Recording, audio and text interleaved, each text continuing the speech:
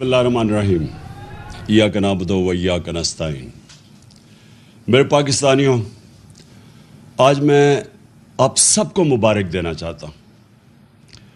मुबारक इस चीज़ की देना चाहता हूँ कि तकरीबन 3.5 महीने पहले बैरूनी साजिश हुई पाकिस्तान, हमारी हुकूमत को हटाया गया और हमारी हुकूमत को हटा के उन लोगों को ऊपर मुसल्लत किया गया जो कैबिनेट के 60% लोग ज़मानत पे थे, करप्शन के केसेस थे, कई 30 साल से करप्शन कर कौम की तौहीन की गई कि हमें इस तरह समझा गया कि हम भेड़ बकरियां हैं कि किसी को भी इनके ऊपर मुसल्लत कर दो तो कौम चुप करके भेड़ बकरियों की तरह कबूल कर लेगी। और उसके बाद सिर्फ यही नहीं कि हमारी गवर्नमेंट हटाई गई, बल्कि उसके बाद पूरा एक प्रोग्राम बनाया गया कि किसी ना किसी तरह हमें इतना दबाया जाए कि उसके बाद उठ ही ना सके हमारी जमात।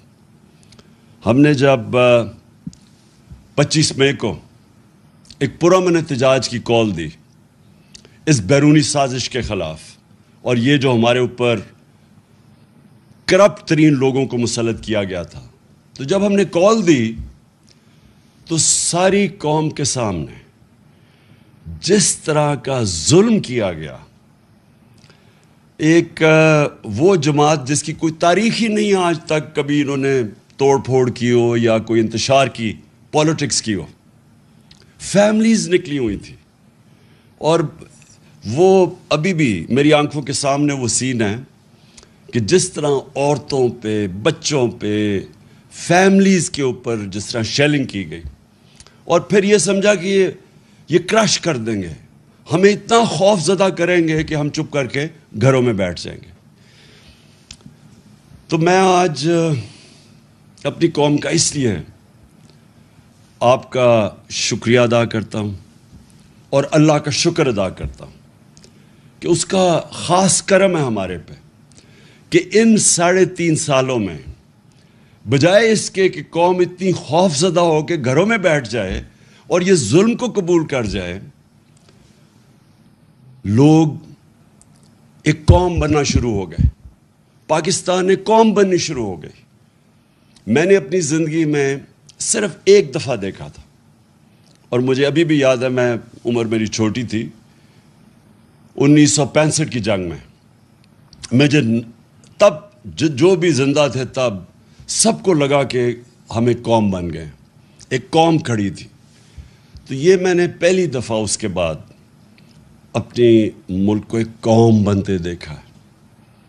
जिस तरह लोग निकले हैं इस बाई इलेक्शंस में, मैंने जो 2018 का जनरल इलेक्शन था, जब हमारा पूरा वेव आया हुआ था, तब मैंने पब्लिक को ऐसे नहीं निकलते देखा जिस तरह ये जो 20 बाई इलेक्शन गया हमें हराने का। पहले तो एक गैर आनी तौर पे उसको हमज़ा को बिठा दिया गया, पंजाब का वज़ीर आला, उसकी कोई आईनी हैसियत नहीं थी, और उसको सुप्रीम कोर्ट ने कहा कि तुमने कोई भी स्टेट मशीनरी, एडमिनिस्ट्रेशन, पुलिस को बिल्कुल इस्तेमाल नहीं करना ये इलेक्शन को मुतासर करने के लिए। इसने हर चीज़ इस्तेमाल की, इसने एडमिनिस्ट्रेशन इस्तेमाल की, हमारे ऊपर पूरा यानी कोई कसर नहीं छोड़ी कि इन्होंने इलेक्शन को मुतासर करने के लिए। और जो सबसे शर्मनाक रोल था वो पाकिस्तान की इलेक्शन कमीशन का था। इलेक्शन कमीशन ने पूरा मिलके नून लीग के साथ या हमज़ा के साथ पूरा मिलके इन्होंने हमें इलेक्शन हराने की कोशिश की। तो ये एक मुआवजा है कि इस सब चीज़ के बावजूद, सिर्फ क्योंकि एक जिंदा कौम खड़ी थी, एक जिंदा कौम नज़र आई, जिस तरह लोगों ने पोलिंग बूथ्स पे गए, हमारे कई जगह पोलिंग एजेंट्स नहीं थे, उसके बावजूद जिस तरह इलेक्शन लड़ा गया, मैं आप सबको सलाम पेश करता हूँ। और ये आप अब जो आप देख रहे हैं, یہ ایک نئی تاریخ بن رہی ہے پاکستان کی. لیکن اس سے پہلے ہوا کیا اس سازش سے؟ میں اپنے جلسوں میں بھی کہہ بیٹھا ہوں، لیکن میں آپ کو بار بار یہ چیز دہرانا چاہتا ہوں کہ ہمارے ملک سے ہوا کیا کہ ایک ملک جو ترقی کر رہا تھا، جو سارے پاکستان کے جو معیشت کے جو انڈیکیٹرز ہوتے ہیں، یعنی جو اکنامک انڈیکیٹرز ہوتے ہیں، وہ سارے صحیح راستے پہ جا رہے تھے. پاکستان کی اکنامک سروے جو اس حکومت کی سروے جو نکلتی ہے، انہوں نے جو جون میں اکنامک سروے نکالی، اس کے مطابق پاکستان 6% اپنی اس کی جو معیشت تھی گرو کر رہی تھی.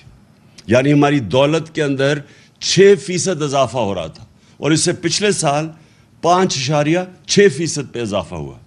یہ 2 سال جو تھے، 17 سال کے بعد پاکستان نے 2 سالوں میں اس طرح کی ترقی کی. 17 سالوں کے بعد.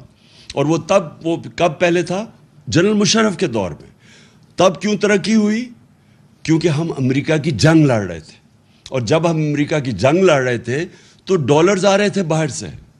وہ ہم اپنی وجہ سے نہیں، باہر سے پیسہ آ رہا تھا، جس کی وجہ سے پاکستان نے ترقی کی. یہ 17 سال کے بعد اس طرح کی ترقی ہوئی. ہماری زراعت 4.4% پہ اوپر آئیں. 4 ہماری جو فصلیں تھیں ان کی بمپر کراپ، یعنی ریکارڈ پیداوار ہوئی 2 سال. جو فیوچر ہے پاکستان کا، ٹیکنالوجی کا، ہم نے جو اپنی ٹیکنالوجی کی جو سیکٹر کی مدد کی، 2 سالوں کے اندر 75% ہماری آئی ٹی کی ایکسپورٹس بڑھی. اور ہم جو باقی ہمارے پلانز ابھی آگے تھے، ٹیکنالوجی زونز کو جو ابھی ڈیولپ کر رہے تھے، باہر سے انویسٹمنٹ آ رہی تھی، وہ بیچ میں رہ گئی. لیکن ٹیکنالوجی کی طرف ہم پورے اپنی، کیونکہ نوجوان آبادی ہماری، یہ فیوچر ہے، اس کے اوپر بھی، اس راستے پہ بھی نکل گئے تھے. اور جو سب سے زیادہ ضروری، جو مجھے خوشی ہوئی جس چیز کی، کہ ہم نے پاکستان کے اندر پہلی دفعہ ایک اپنے ملک کو فلاحی ریاست کی طرف لے کے جا رہے تھے. اور وہ کیا کہ ہم نے وہ چیز کی جو آپ اکثر دنیا کے ملک میں دیکھ لیں، ہیلتھ کارڈ، ہیلتھ انشورنس. ایک غریب گھرانے کے لیے جو سب سے تکلیف دہ چیز ہوتی ہے، جو بے بسی ہوتی ہے غریب گھرانے میں، وہ تب کہ اگر بیماری ہو گھر میں اور پیسہ نہ ہو علاج کروانے کا. اور یہ جو بھی، میں بلکہ غریب گھرانے چھوڑیں، سفید پوش گھرانوں کے اندر بھی یہ ہوتا ہے کہ کئی دفعہ ہوتا کیا ہے کہ ایک ایسی بیماری آ جاتی ہے جس کی وجہ سے جو بجٹ ہے ایک خاندان کا، وہ اپسیٹ ہوتا ہے، اور وہ خاندان ہی مقروض ہو کے غربت کی لکیر سے نیچے چلا جاتا ہے. تو یہ بہت بڑا قدم ہم نے اٹھایا تھا کہ اپنے لوگوں کو ہیلتھ انشورنس 10 لاکھ روپے 1 سال میں خاندان کسی بھی ہسپتال میں جا کے اپنا علاج کروا لے. تو پہلی دفعہ غریب لوگ پرائیویٹ ہاسپٹلز میں جا کے علاج کروا رہے تھے. تو فلاحی ریاست کے لیے ہیلتھ کارڈ جو سب سے ضروری. پھر ہم نے اپنے جو ہمارا احساس پروگرام تھا، جس کی پوری کوشش تھی لوگوں کو غربت سے نکالنے کی، وہ دنیا کے اندر اس کی پذیرائی ہوئی. ورلڈ بینک نے اس کو دنیا میں جو کرونا کے دور میں 4تھا پروگرام دیکھا جو سب سے کامیاب غربت کم کرنے والا پروگرام تھا، پاورٹی ایلیویشن کا پروگرام. 4تھے نمبر پہ ورلڈ بینک نے. اسٹینفرڈ یونیورسٹی کرنے کے لیے، اور پھر کسانوں کو ہم نے دیا قرضے اپنی زمین کو بہتر کرنے کے لیے سود کے بغیر. یہ ساری چیزیں لے کے جا رہی تھی پاکستان کو فلاحی ریاست بنانے میں. اور یہ یاد رکھیں کہ اس دور میں کرونا ہوا پاکستان میں. کرونا جو دنیا کے اندر ایک ایسی بیماری آئی کہ ساری ایک صدی میں ایک دفعہ اس طرح کی بیماری آتی ہے، اور اس کی وجہ سے جو دنیا کے اوپر اثرات ہوئے، ہندوستان میں ہوئے، ایران ہمارے ساتھ ہمسایوں کو. اور وہ دیکھیں کہ جو پاکستان جس طرح اس مشکل وقت سے نکلا، تو وہ بھی انٹرنیشنلی اکنالج کیا گیا. World Health Organization, World Economic Forum, ان سب نے اس چیز کو تسلیم کیا کہ پاکستان ان 3 ملکوں میں سے تھا جنہوں نے سب سے بہتر اس وبا کے دوران اپنی عوام کو بھی بچایا, بیماری سے بچایا, لوگوں کو غربت سے بچایا, دونوں طرف, اور پھر اپنی معیشت کو بچایا. تو ہم وہ نمبر 3 وہ ملکوں میں سے تھے جنہوں نے سب سے بہتر اس سے نکلے. تو جب پاکستان ادھر کھڑا تھا تب ہماری ٹانگیں کھینچی گئی, تب یہ سازش کی گئی, اور سازش کے بعد جو آج پاکستان کے حالات ہیں, 3.5 مہینے ہو چکے ہیں. سب سے پہلے تو یہ روپیہ دیکھیں کہ 53 روپیہ ڈالر سے گر چکا ہے. ہمارے 3.5 سال میں جو ڈالر کم ہوا تھا وہ 50 روپے تھا, یعنی روپیہ جو گرا تھا 50 روپے 3.5 سال میں. یہ 3.5 مہینے کے اندر 53 روپے گر چکے ہیں ڈالر پہ, یعنی کہ ہمارا روپیہ اور کمزور ہو چکا ہے. اور اس کا جو اثرات ہوں گے, اب ہر چیز مہنگی ہوگی, کیونکہ جو باہر سے اب تیل لیتے ہیں وہ مہنگا ہو جائے گا, اس سے بجلی مہنگی ہوگی. گیس باہر سے لیتے ہیں جو ہم اپنے بجلی گھر چلانے کے لیے, وہ مہنگی ہوگی, اس سے بجلی کی اور قیمت اوپر جائے گی. اور پھر کوئلہ وہ مہنگا ہو جائے گا, تو اس سے ایک اور مہنگائی کی لہر آنے والی ہے. تو یہ سوال یہ ہے کہ جب ایک ملک ٹھیک چل رہا تھا, یہ کیوں اجازت دی گئی سازش کی؟ اور میں یہاں اپنے وہ ان طاقتوں سے پوچھنا چاہتا ہوں جو روک سکتی تھیں اس کو, اور میں نے ان کو یہ آگاہ کیا کہ اگر اس وقت یہ سازش کامیاب ہوئی تو جو سیاسی بحران ہوگا, اس کی وجہ سے جو معاشی بحران آئے گا, یہ حکومت نہیں اس کا سامنا کر سکے گی. کیونکہ انہوں نے تو جب بھی یہ حکومت میں آئے ہیں, انہوں نے تو کبھی بھی معیشت ٹھیک نہیں کی. یہ یاد رکھیں, ڈاکٹر عشرت حسین کی کتاب ہے کہ 90 کی دہائی سے پہلے پاکستان ہندوستان سے بھی آگے تھا اور بنگلہ دیش سے بھی آگے تھا. جب سے یہ 2 خاندان آئے ہیں, ہم ان دونوں سے, ہندوستان سے بھی پیچھے رہ گئے, بنگلہ دیش سے بھی پیچھے رہ گئے. تو انہوں نے تو ملک ٹھیک نہیں کر سکنا تھا, کیونکہ ان کی وجہ سے تو ملک نیچے گیا ہے. اس لیے میں نے پوری کوشش کی بتانے کی بھی کہ ان سے نہیں سنبھالا جائے گا, اور آج ساری قوم کے سامنے ہے جو پاکستان کے حالات ہیں, اور ان سے نہیں سنبھالے جائیں گے. جدھر آج ہم کھڑے ہیں, ہم سب کو یہ خوف ہے کہ یہ اب مزید اور بگڑیں گے, اور ہم سب کو یہ خوف ہے کہ جب ہم کہتے ہیں سری لنکا کیا ہوا؟ سری لنکا میں آخر میں وہ بحران ادھر تک پہنچ گیا کہ ان کے پاس پیسے نہیں تھے تیل دینے کے لیے, اور جب وہ نہیں تھے تو وہ سارا جو ملک آپ کے سامنے ہے وہی رک گیا, اور اس کی وجہ سے پبلک سڑکوں پہ آ گئی. تو اس لیے بہت ضروری ہے کہ ابھی سے, میں اب آگے کا آپ کو بتا رہا ہوں کہ اب کیا کرنا کیا ہے. میرے خیال میں سب سے ضروری پہلی چیز کرنی ہے, اور میں اب سے نہیں کہہ رہا, جب یہ میری حکومت گرا بھی رہے تھے تو آپ کو پتہ ہے کہ میں نے تب خود ہی اپنی حکومت گرا کے میں نے الیکشن اناؤنس کر دیے تھے. مجھے تب بھی پتا تھا کہ ایک ہی طریقہ ہے کہ بجائے باہر سے کوئی سازش کر کے ہماری حکومت گرائے, ہمارے لوگ فیصلہ کریں کہ کس نے پاکستان کی قیادت کرنی ہے.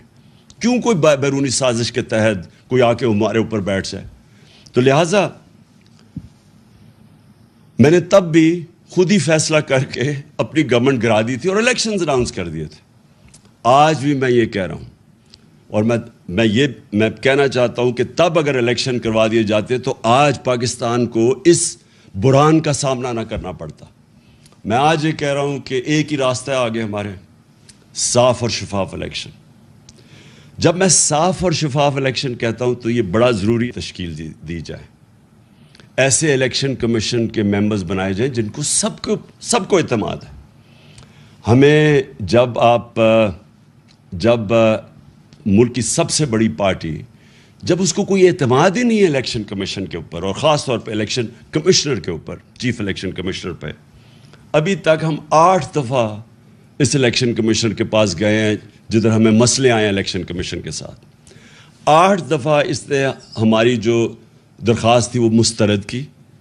8 دفعہ ہم گئے عدالت کے اندر, 8 دفعہ عدالت نے فیصلہ دیا اس کے خلاف, الیکشن کمیشن کے خلاف. مطلب یہ ہے کہ الیکشن کمیشن نے ہمارے خلاف غلط فیصلہ کیا تھا.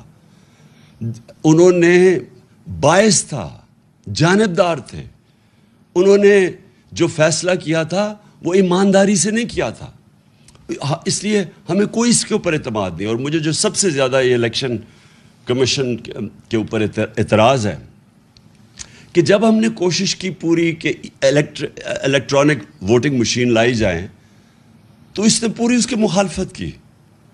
تو ہندوستان میں بھی الیکٹرانک ووٹنگ مشینز ہیں, ایران میں بھی الیکٹرانک ووٹنگ مشینز ہیں, اور جو 2015 کے اندر جوڈیشل کمیشن بنی تھی دھاندلی کے اوپر, جسٹس سیف الملک یا ناصر الملک کے نیچے جو بنی تھی, جسٹس ناصر الملک کے نیچے, تو اس کے اندر ایک ہی چیز سامنے آئی تھی کہ جو ساری دھاندلی ہوتی ہے وہ ہوتی ہے جب الیکشن ختم ہوتی ہے اور اس کے بعد جب رزلٹ اناؤنس ہوتا ہے. تو جب آپ کے پاس الیکٹرانک ووٹنگ مشین آ جائے تو جیسے الیکشن ختم ہوتا ہے رزلٹ آ جاتا ہے, تو وہ ساری دھاندلی ختم ہو جاتی ہے. اور یہی وہ جو این جی او وہ جو کام کرتا ہے الیکشنز کے اوپر, پٹن, اس کی رپورٹ کے مطابق 163 طریقے ہیں دھاندلی کے, ان میں سے 130 ختم ہو جاتے ہیں الیکٹرانک ووٹنگ مشین سے. لیکن یہ الیکشن کمیشنر نے پوری سازش کی, سیبوٹاج کیا, اور اس نے نہیں ہونے دی الیکٹرانک ووٹنگ مشینز. لہٰذا میری نمبر 1 ڈیمانڈ یہ ہے کہ اگر آگے اب ہم نے نکلنا ہے تو سب سے پہلی چیز تو ہمیں ایک کریڈیبل الیکشن کمیشن چاہیے. نمبر 2, دیکھیں مشکل ہے, حالات ہمارے اس وقت مشکل ہیں, اور جس طرح جتنی دیر یہ گورنمنٹ رہے گی مزید اور مشکلیں بڑھتی جائیں گی, اور اس میں سے نکلنے کے لیے صرف اگر ہمیں قوم بنے, قوم ہی نکل سکتی ہے. دیکھیں یہ میں آپ کو سمجھانے کی کوشش کر رہا ہوں کہ قوم اور ہجوم میں بڑا فرق ہوتا ہے. جب ایک قوم بن جاتی ہے تو وہ جب مل کے 22 کروڑ لوگ جب مل کے فیصلہ کرتے ہیں کہ ہم نے مثلا اپنے قرضے اتارنے ہیں, وہ اتار دیں گے اپنے قرضے. جب ایک قوم فیصلہ کرتی ہے کہ ہم نے ٹیکس اکٹھا کرنا ہے تاکہ ہمارے پاس پیسہ ہوتا کہ ہم اپنے اسکول بنائیں, ہسپتال بنائیں, اپنی انفراسٹرکچر ٹھیک کریں, وہ کر سکتی ہے قوم. جرمنی اور جاپان دوسری جنگ عظیم کے بعد بالکل ختم ہو گئی تھی, ایک بلڈنگ نہیں کھڑی تھی. آپ تصویریں دیکھیں ان کی. دوسری جنگ عظیم کے بعد جاپان کے اوپر 2 ایٹم بم گر چکے تھے, ان کی ایک بلڈنگ نہیں کھڑی تھی. لیکن کیونکہ وہ قومیں تھیں, قوموں نے مل کے 10 سالوں میں وہ پھر سے کھڑے ہو گئے. تو ہم تو اللہ نے اس ملک کو اتنا زیادہ دیا ہے کہ ہمیں, آپ کو بھی نہیں اندازہ کہ اس نے کتنی نعمتیں بخشی ہیں. لیکن وہ ہم تب تک, جب تک ہم قوم نہیں بنتے, ایک قوم بن کے ہم اس کا مقابلہ نہیں کرتے, ہم ان نعمتوں کا نہیں فائدہ اٹھا سکیں گے. ہم جب, مجھے بڑی اچھی طرح یاد ہے جب زلزلہ آیا پاکستان میں 2005 اور 2010 میں جب سیلاب آیا, کیونکہ میں کام کر رہا تھا, ریلیف ورک کر رہا تھا, میں لوگوں کے بیچ میں تھا, تو جو اگر دیکھنا تھا, اگر اس کی آپ کو کسی نے سٹوریز لکھی ہوں, تو جب قوم نے مل کے ان دونوں بحران, زلزلے کا اور سیلاب کا, ہمیں کوئی, سیلاب میں تو ہمیں امداد بھی کسی نے نہیں دی. انہوں نے کہا آصف زرداری اوپر بیٹھا ہوا ہے, یہ ہم کوئی پیسے نہیں سے دیں گے کیونکہ یہ اس کے پیسے سیدھے ملک سے باہر چلے جائیں گے. پیسے بھی نہیں ملے. لیکن ہر پاکستانی نے شرکت کی. بیرون ملک پاکستانی مجھے انوائٹ کر کے پیسے دیتے تھے کہ آپ یہ سیلاب زدہ لوگوں کی مدد کریں, اور ہم اس سے نکل گئے کیونکہ قوم سب کچھ کر سکتی ہے. تو ابھی بھی جو اب سامنے ہمارے راستہ ہے, اس میں باحیثیت ہم قوم مقابلہ کر سکتے ہیں. اور جو سب سے پہلے میرا جو پلان بنا ہوا ہے کہ اگر ہمیں حکومت ملتی ہے تو ہم کیا کریں گے, میں سب سے پہلے اپنے بیرون ملک $31 ارب کی ریمیٹنسز آئی. ابھی ہم نے شروع ہی ہوئے تھے, ابھی ہم اور بھی ان کی مدد کر رہے تھے. ہم نے روشن ڈیجیٹل اکاؤنٹ کھولا تھا, ہم نے ابھی ان کے لیے پوری ایک پلان بنایا ہوا تھا کہ کیسے ہم نے ہاؤسنگ کے اندر ان کی انویسٹمنٹ لے کے آنی ہے. جو سب سے بڑا میرا پلان تھا, اور مجھے سب سے افسوس ہے کہ پہلا پلان سیبوٹاج کیا یہ آصف زرداری کی سندھ حکومت نے، ہم نے ایک بنڈل آئلینڈ ہے اس کے اوپر ایک پورا ایک نیا شہر بنا رہے تھے، ماڈرن سٹی، اور بڑے بڑے انویسٹرز آ گئے جنہوں نے اربوں ڈالر اس میں انویسٹ کرنا تھا۔ تو اس سے ہونا کیا تھا کہ اس سے ایک تو کراچی جو پھیلتا جا رہا ہے اور جو مشکل، پانی بھی نہیں دے سکتے، سیوریج بھی نہیں دے سکتے، یعنی کراچی کا حالات جو کھنڈر بنتا جا رہا ہے، جب ایک پورا ایک ماڈرن سٹی جس طرح دبئی ہے، کیا وجہ کہ ہم دبئی جیسا ایک جزیرے کے اوپر شہر نہیں بنا سکتے؟ تو وہ پورے انویسٹرز بھی آ گئے، سندھ حکومت نے سیبوٹاج کیا، انہوں نے کہا کہ نہیں، ہم این او سی دے کے واپس لے لیا، اس میں ڈالرز آنے تھے۔ دوسرا جو راوی سٹی ہے، راوی سٹی لاہور کو بچانے کے لیے پرانا پلان ہے کوئی 15-20 سال کا، اس کے لیے بھی لوگ آ گئے، انویسٹرز تیار، ابھی بھی انویسٹرز ہیں، پتہ نہیں ابھی وہ، کیونکہ جب سے ہماری حکومت گئی ہے مجھے نہیں پتہ، وہ بھی آ گئے۔ ایک عدالت نے 1 سال سٹے آرڈر دے دیا، آگے بڑھ نہیں رہتے ہمیں، تو رکاوٹیں تھیں، لیکن اگر دونوں جگہ پیسہ آ جاتا تو آج یہ جو ہمارا روپیہ گر رہا ہے یہ روپیہ نہ گرتا، کیونکہ ہمارے پاس ڈالرز آ جانے تھے باہر سے۔ تو کہنے کا مقصد یہ کہ اس طرح کے اور ہمارے پلانز ہیں جو بیرون ملک پاکستانی ہیں، وہ سب سے پہلے اگر ہم ان کے لیے جو پیکیج میں تیار کر رہا ہوں، ہم جب ان سے جب پیسہ آئے گا تو جب تک ہماری ایکسپورٹس اوپر جاتی ہے، کیونکہ اس وقت ہماری امپورٹس زیادہ ہے، ایکسپورٹس کم ہے، اور ہماری ریکارڈ ہمارے دور میں سب سے زیادہ ایکسپورٹس ہوئے تھے، تو جب تک ہماری ایکسپورٹس امپورٹس کے ساتھ نہیں ملتی تب تک ہم بیرون ملک پاکستانیوں سے ڈالرز منگوا کے تو یہ پورا کریں گے، جو گیپ پورا کریں گے، تاکہ ہمارے روپے پہ پریشر نہ پڑے جو روپیہ گرتا جا رہا ہے۔ تو پہلی چیز تو میری یہ ہے کہ ہم نے اپنے بیرون ملک پاکستانیوں کو پوری طرح اس ملک کی جو ہم اس بحران سے نکالیں گے، پوری طرح ان کی ہم مدد لیں گے، اور ان کا جو اربوں ڈالر ان کے باہر پڑے ہیں، یہ محنت کش لوگ ہیں، ان کا انشاءاللہ پیسہ لے کے آئیں گے۔ یہ کبھی بھی پیسہ جو ابھی حکومت میں بیٹھے ہیں کبھی ان کو پیسہ نہیں دیں گے۔ کیوں نہیں وہ پیسہ دیں گے؟ ابھی ریمیٹنسز نیچے چلی گئی ہیں، کیوں نہیں دیں گے؟ کیونکہ ان کو کہتے ہیں پیسہ پاکستان لے کے آؤ، اور یہاں سے ہی اپنا پیسہ باہر نکال دیتے ہیں۔ یعنی یہ کس طرح کی لیڈرشپ ہے کہ خود اپنے ان کے اربوں ڈالر باہر پڑے ہوئے ہیں اور دوسروں کو کہتے ہیں کہ پاکستان میں آ کے پیسہ انویسٹ کرو۔ کیوں بیرون ملک پاکستانیوں نے اتنے بڑے مظاہرے کیے ان کے خلاف؟ جب ہماری حکومت گرائی ہے، کبھی پاکستان کی ہماری تاریخ میں بیرون ملک پاکستانی اس طرح کبھی نکلے ہی نہیں باہر مظاہرہ کرتے ہوئے۔ کیوں وہ نکلے ہیں؟ کیونکہ ان کو پتہ ہے کہ ان کے اربوں ڈالرز کی پراپرٹیز باہر پڑی ہوئی ہیں، تو ان کو کہتے ہیں پاکستان میں پیسہ انویسٹ کرو، یہاں سے پیسہ چوری کر کے باہر لے جاتے ہیں۔ تو ان کے ہوتے ہوئے کوئی باہر سے پیسہ نہیں آنے لگا، اس لیے یہ ہاتھ پھیلا کے پھرتے ہیں کبھی کسی ملک کے پاس، اور یہ واقعی اس قوم کے لیے شرمندگی ہے کہ ہمیں میرے دور میں جو مجھے سب سے شرمندہ ہونا پڑا کہ جب یہ خزانہ خالی چھوڑ کے چلے گئے تھے، آپ کو پتہ ہے سب سے بڑا خسارہ یہ چھوڑ کے گئے تھے، کرنٹ اکاؤنٹ ڈیفیسٹ جسے کہتے ہیں، 2018 میں۔ تو مجھے مجبوراً جانا پڑا اپنے دوست ملکوں کے پاس پیسہ لینے کے لیے، تو بڑا شرم آتی ہے، حالانکہ میں 30 سالوں سے شوکت خانم کے لیے پیسے اکٹھے کرتا ہوں، لیکن جب میں پاکستانیوں سے پیسے اکٹھے کرتا ہوں مجھے شرم نہیں آتی، کیونکہ پاکستانیوں کا ہاسپٹل ہے۔ لیکن جب کسی باہر والے سے جس طرح مجھے پیسہ مانگنا پڑا پاکستان کے لیے، میں آپ کو یقین دلاتا ہوں کہ یہ میرے لیے تو شرم مجھے آتی ہے، لیکن یہ ہمارے ملک کے لیے برا ہے۔ وہ پاکستانیوں کی عزت نہیں کرتے جب جس ملک کے سربراہ جا کے دنیا سے پیسے مانگتے ہیں۔ اس لیے انشاءاللہ اس باری ہم نے پلان بنایا ہوا ہے کہ ہم نے صرف اپنے بیرون ملک پاکستانیوں سے پیسہ اکٹھا کرنا ہے، اور ان کے پاس اتنا پیسہ ہے کہ ہمیں کوئی IMF کے پاس جانا نہیں پڑے گا انشاءاللہ۔ دوسری چیز دیکھیں، پاکستان کا جو سب سے بڑا مسئلہ ہے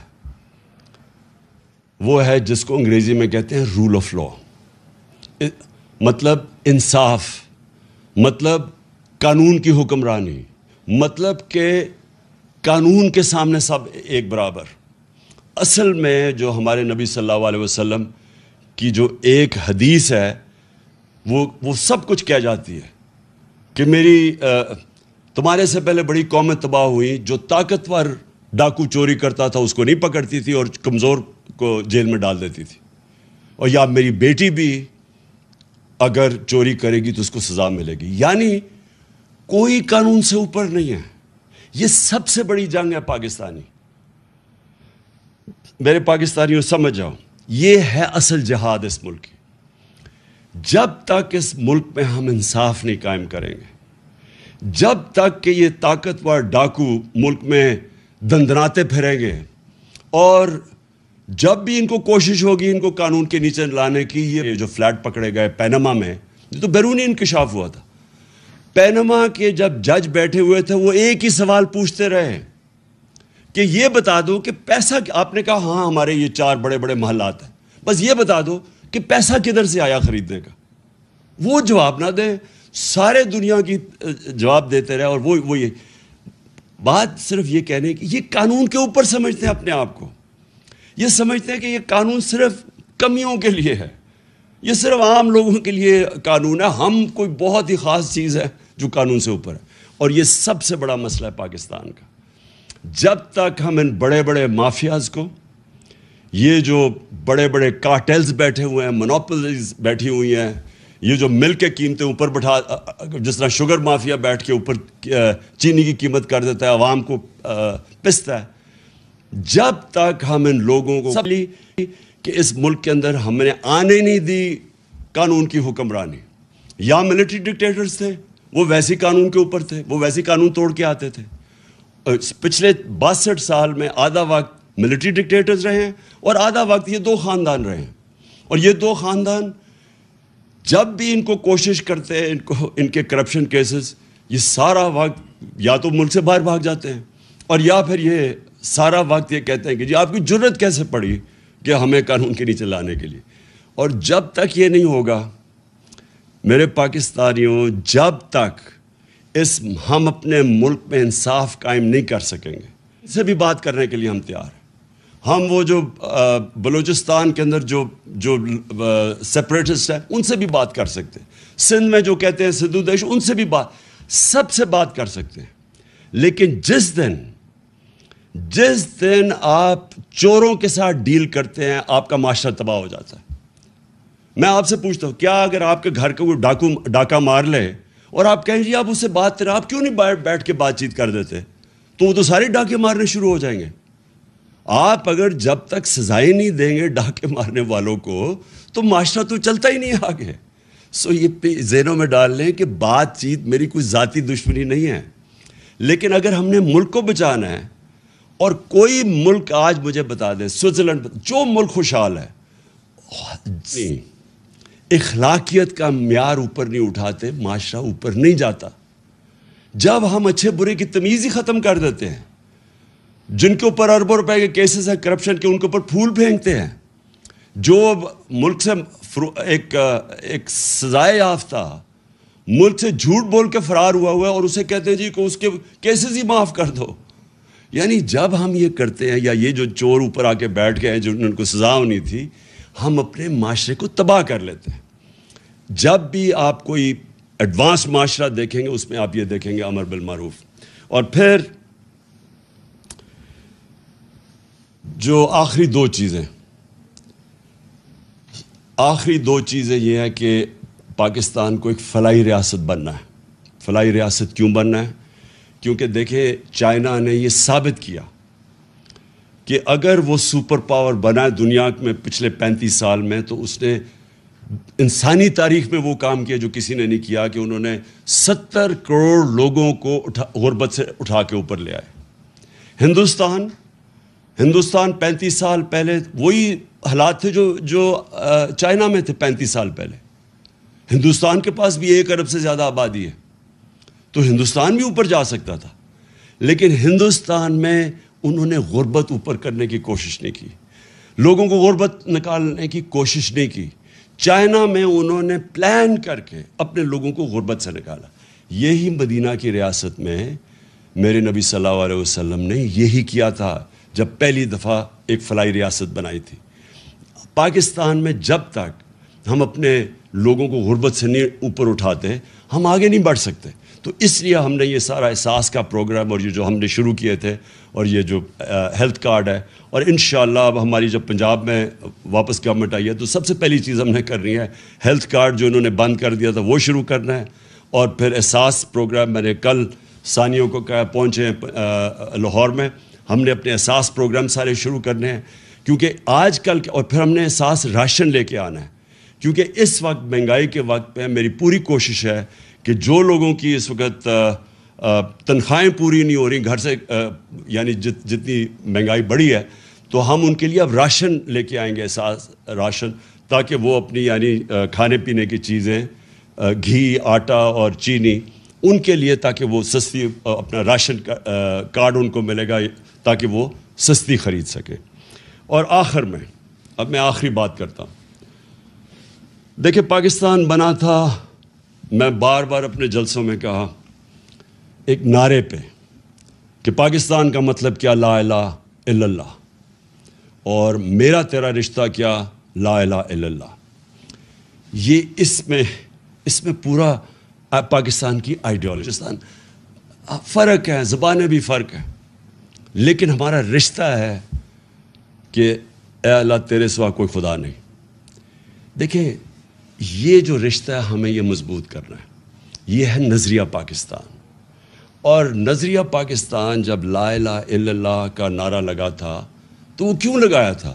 کیونکہ جو ہمارے فاؤنڈنگ فادرز تھے، علامہ اقبال اور پھر قائد اعظم، ان کی علامہ اقبال کا ساری جو آپ پڑھیں ان کی جو انہوں نے جو ساری اپنی فلسفہ ان کا لکھا، سوئے ہوئے مسلمانوں کو جگا رہے تھے، ایک غلام قوم کو جگا رہے تھے، خودداری پیدا کر رہے تھے، خود ہی وہ صرف یہ بتا رہے تھے کہ غلام بڑے کام نہیں دنیا میں کر سکتے، اللہ نے بہت بڑا انسان کا مقام بنایا ہوا ہے، لیکن اوپر انسان صرف تب جا سکتا ہے، اقبال کا شاہین صرف تب بن سکتا ہے جب وہ غلامی کی زنجیریں توڑے۔